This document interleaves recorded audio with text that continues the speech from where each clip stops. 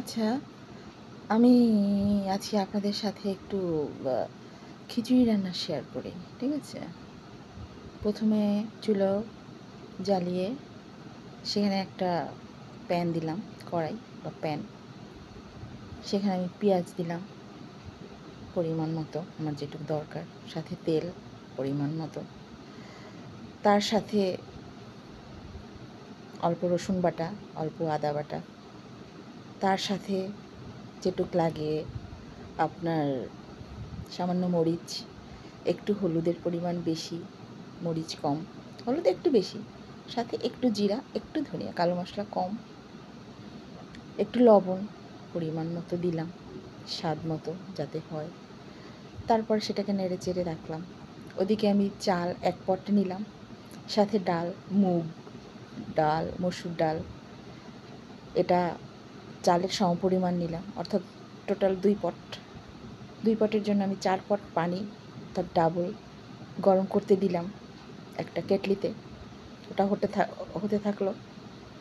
এদিকে সব চাল ডাল ধুয়ে আমি ওদিকে মশলা কষাচ্ছি, কষিয়ে তারপর আবার চাল ডাল দিয়ে সেই মশলা কষালাম, মশলার সাথে চাল ডাল কষালাম। কষাতে কষাতে যখন একটু কষানো হলো, তারপর পানিটা যেই ফুটে আসলো, কেটলির পানি গরম হয়ে, সেই 4 পট পানি আমি ওই আমার রান্নার যে কড়াই বা সেখানে, প্যানটা, রান্নার প্যান, কড়াই, সেখানে আমি চাল ডাল যে দিয়েছি সেটার মধ্যে দিয়ে দিলাম। তারপর ফুটতে থাকলো, পানি ফুটতে ফুটতে মিডিয়াম করে দিলাম একটু। মিডিয়াম করার পর যখন ওইটা চাল আর পানি একটু লাগা লাগা হয়ে আসলো, তখন একদম লো ফ্লেম করে দিলাম। এইভাবে লো ফ্লেমে 20 মিনিট রাখলাম। রাখার পর দমে একদম খিচুড়িটা সুন্দর ঝরঝরে হয়ে উঠল। নেড়ে চেড়ে তার মধ্যে কাঁচামরিচ দিয়ে দিলাম। তারপর আবার একটু নাড়লাম, লবণটা চেক করলাম, দেখলাম হলো না, একটু দিলাম, আবার নাড়লাম। তারপর একটু বেরেস্তা, পেঁয়াজ তেলের মধ্যে বেরেস্তা করে পেঁয়াজ ভেজে তারপর ছেঁকে সেটার উপর হালকা একটু লবণ দিলাম বা চিনি, যেটা আমার ইচ্ছে, তা আমি সুন্দর করে খিচুড়ির উপর ছড়িয়ে দিলাম।